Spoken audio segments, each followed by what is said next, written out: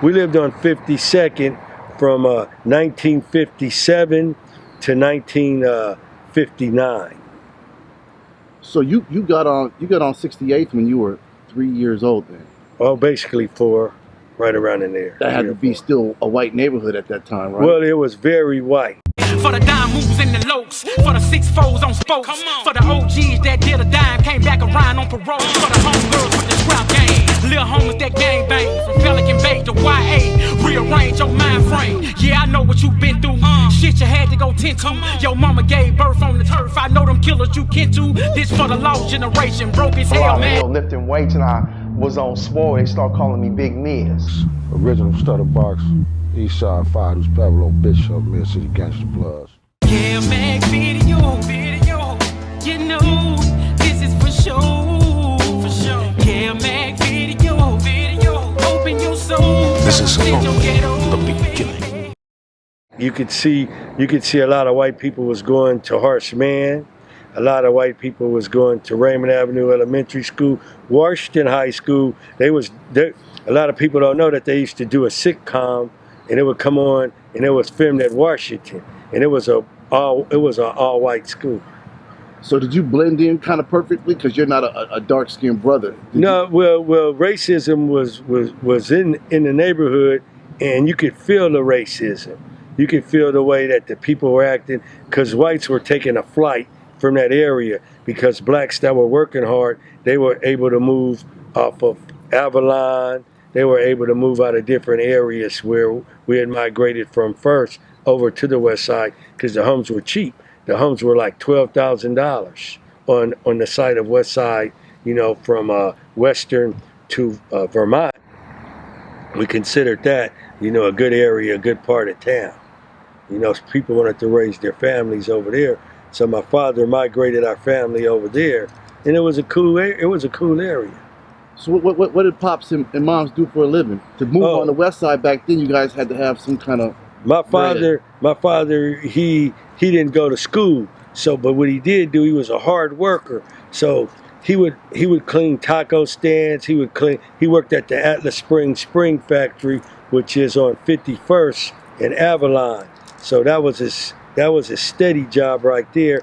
His side hustle, he brought a buff machine, some mop buckets, got an old Ford 52 pickup, and he would clean taco stands, and he had like 19. So when his father came out here from Little Rock, Arkansas, he gave him 3 of the taco stands, and his father was able to buy a house on 136 in Avalon. So my father, he was helping his family when they would move out here. He would give them employment.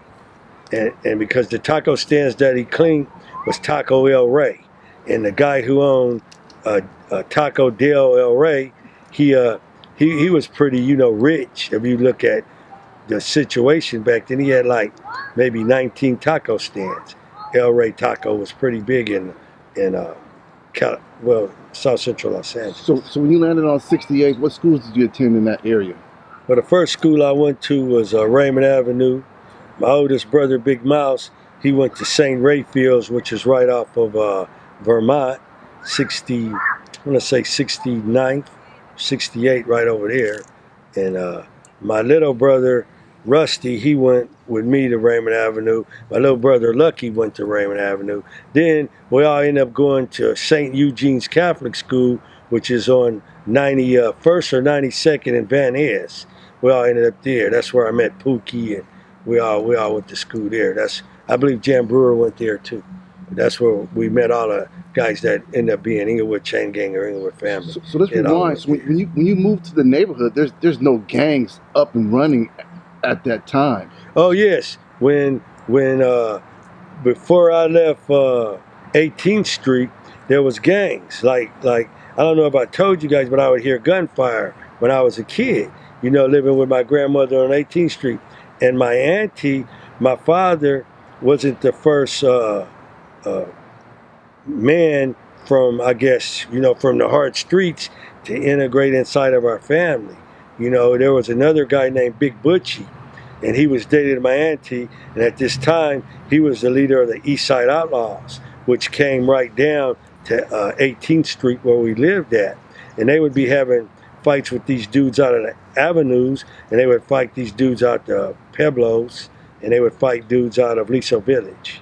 So as far as when you lived on 68th, you moved there in 1960. No gangs in the area at that time. Oh yeah, they had gangs in the area. With the white folks living there? There was a lot of black folks there too, and the gangs that was there was the Rebel Rousers.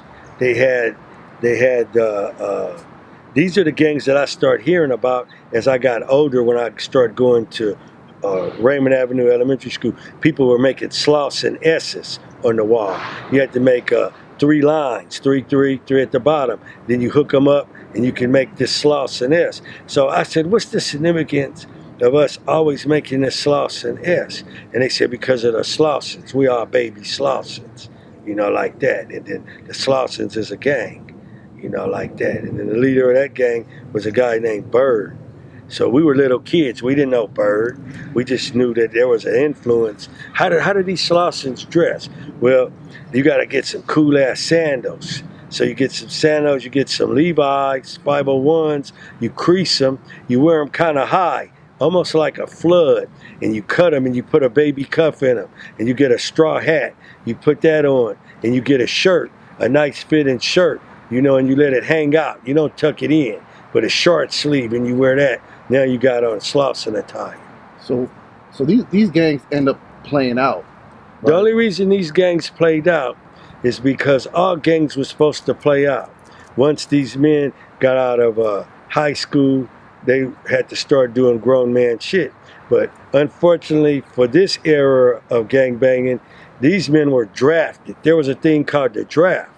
These men were drafted into war. There was a war going on called the Vietnam War. So these men were drafted. A lot of them didn't come back home. And the ones that did come back home, they didn't really come back home because there was no such thing of post-traumatic stress syndrome. A lot of these kids were affected by what they saw, what they did, and what was inflicted on them in that war. So that gave us a clean period of time to, you know, have a little misdirection and not understanding which way to go. And then Hollywood entered the picture, you know, and the Black Power movement was before that. You know, wear your natural, be black, be proud, love your brother, black unity, everybody's blood. We call everybody young blood. What's up, blood? And that showed, you know, the kinness, our kinship. Well, I came over here from Africa, even though our ships dropped us off at different ports and we went to different plantations, but we got here, if we black, we got black blood in us. We came from Kush. So we all still should be together today. So that's what the Black Power movement was about. So what happened is that once all the kids went to Vietnam that we looked up to, who was starting to embrace this blackness through the Black Panther Party, through the US organization, and they was trying to show some structure and unity amongst blacks, these blacks were locked up. And then the other ones that wasn't locked up was sent off to war. And so now we coming into our own. So there were already gangs that was established that was on the skirt heels of the Rebel Rousers, which area Harbor Park was the Rebel Rouser Park. It ended up turning into a Brim Park. Then you had these other gangs in Compton. You had the Pygmies. Then the little projects that they lived into, they kind of started doing grown man stuff. Then that turned into a Crip neighborhood. Then all these other gangs started popping up. But the Brims, old ass gang, the Banez Boys, old ass gang, these are gangs that came like right there with Munson and them's gang, the Avenues. You know, Bird and them's gang was the first one that we recognized, that resonated inside of us. And it gave a youngster a sense of, you know, black pride too, because you ain't taking nobody's shit. You walking around, you cool, you ain't being scary. People showing you racial epithets, they talking shit about you. Like I said, the neighborhood was still, you know, it's the racist area. We not welcome to come into Inglewood. Inglewood was real racist too. You know, it was really a lot of white people in Inglewood. I want to kind of focus on the Western and Florence area. Yeah. As you're getting into your teens, what gangs are fomenting in that area before even the Crips are on the scene? What are the early local gangs in the western Florence area forming as you? Well, you had okay. So the rebel rousers, we would go up to Harbor Park, and we lived down in the 60s. So we're not gonna go all the way to Inglewood to go swimming in Ladera Park. They had a swimming pool. We're not gonna walk all the way up to, in the 90s to go swimming at Sportsman Park, which is coined Jesse Owens Park now. And I don't have no problem with that, because Jesse Owens beat all of them Nazis and showed Hitler, that you don't got no super nothing. Blacks are the best and the fastest and everything. So I respect that the park is named Jesse Owens. But down here, all of us that lived in the 60s, we want to go swimming, have fun, eat chili Fritos and get licorice, play in the park. We kids. So we started going to Harbor Park. So when we go inside of Harbor Park, we see all these cool kids playing ping pong, smoking cigarettes, drinking slits, all over by this area by where the gym is at in the park. So we would go over there and listen to them talk trash. Little kids, we like to hear trash talk. So these dudes is cracking jokes on each other, talking shit, so we learn their names. So little kids is quick to learn people's names. So when we would come up to the park on different days, we would say, what's up? What's up, Fat Rat? And then Fat Rat would look, they're the fucking little kids know my goddamn name. So they say, ain't nothing, what's your name? Cutes. All right, little Cutes. Then I say, what's up, Lucius? Another dude ended up being a brim. He say, this dude know my name. I say, yeah, you the lifeguard in the swimming pool. He said, well, what's your name? I said, my name's Cutes. Like that. And then after a while, all of the older kids are starting to know the little kids, because we pushing up in there on them. Wait a minute, rewind. What's the origin of your name, Cutes? Where'd that come from? My auntie. Oh, this is a family name. It's not a gang name. No, it ain't a gang name. It's just a regular kid name. A little cute little kid running around. Your auntie, and names all your sister's kids. Give them nicknames and shit. That's how it was, Your sister could influence your other sister. So, well, I'm naming your baby, and I'm giving them a nickname. So my auntie, she named all the kids. So the shotgun was added later? Raymond Potts named me that. So look, growing up off of 68th and Denker, the dominant gang at that time in that area was the Brims. Yeah, the Brims. What can you tell me about the Cafe Boys? Okay, so there really was no such gang as the Cafe Boys. When we say the word Cafe Boys, what we're talking about is the Capones. And the kids that hung out at the cafe was a mixture of kids who went to Harsh Man. And this mixture of kids that went to Harsh Man, they lived in the 60s, down in the avenues. They lived off of Western. They lived back toward Normandy. They lived up in the 80s. Anybody that went to Harsh Man at that time, they would frequent the cafe. We said Cafe Boys because you had to be somebody to go in that cafe, or you're gonna get, either pushed up on. You're not gonna feel comfortable being around these dudes, because these dudes aren't bullies, they bogards. Where was this cafe at? The cafe was located right off of Florence, between Western and I want to say St. Andrews. And what year was this cafe up and running at this time? Well, I had to say the cafe had to be pretty popular between 68, 69, 70, 71, and it started dying out like in right around in there. So before the Crips formed in that area, the Al Capone gang was the premier gang in that area? Yeah, they was a strong gang. What was the roll call of that gang? Who was part of that gang? The first time I can remember, this was like 68 or 69. And if my mother would go out with her boyfriend, my father died at 67. So I was 10. So in 68 or 69, I'm starting to do little delinquent stuff. Not nothing too serious, but shit that could end me up in S&T, which is the little kid unit in East Lake Juvenile Hall. Anybody been there knows where that unit is. Stagger Lee would be in there. I would end up in there sometime. It's like the littlest unit you could go to. The youngest kid could be put in there. You and Stag were in Juvenile Hall before being Crips? Yeah. So this is what happened. So one night, it was either 68 or 69, and my mother didn't go out with her boyfriend. So I want to go out. And I don't want to sneak out. Because if I sneak out and she's there and I come back, it's going to be a bunch of shit. I'm going to get penalties. I'm going to get shit taken away. So I want to avoid all of that. So I said, hey, Mom. I said, a girl at my school named such and such is giving a party. And she invited me to her party. I'm like in the 6th grade. And I says, is it all right if I go? And she says, okay, you could go. But when you get there, get the telephone number and have her mother call me. And I said, all right. So Rusty say, he want to go too. So she said, you got to take your brother. Mouse don't want to go. So me and Rusty, I say, fuck, man, well, you going to wear something different then.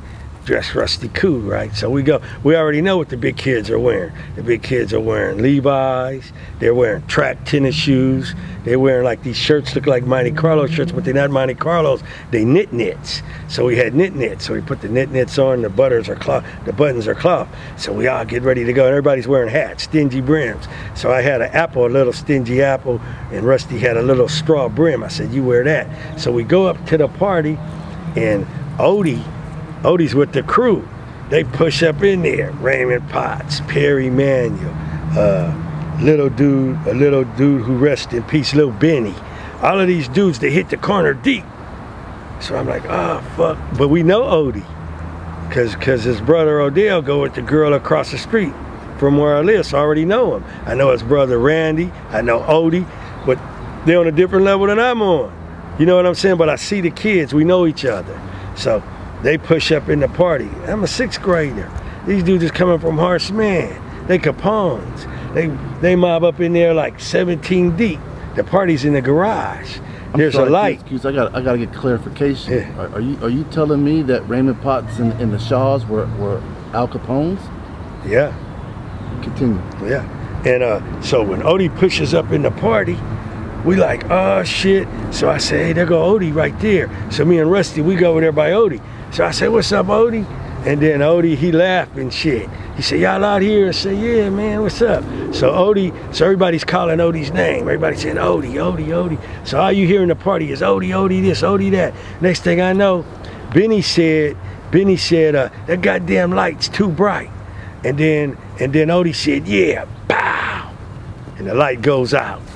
Everybody bust out and start running down the street. The party was on like 71st off of Normandy. Everybody run out of the party, you know, just kids breaking, running and shit. We end up on Western. I mean, not on Western, we end up on Florence by a store called Leo's. And it's right on 67 in Normandy. So we all run over to Leo's. Odie and all of them come over there. And so me and Rusty, we standing up like this. So Randy comes over there by us, and they say, yeah, man. And I'm like, I don't want to say shit, because Odie's right there, right? I know he got a big ass firearm. And then I said, damn, Odie's fucking crazy, like that. And then Odie, he was like telling these dudes something. And then I told Odie, I said, okay, we'll see y'all later. Come on, Rusty, we going home.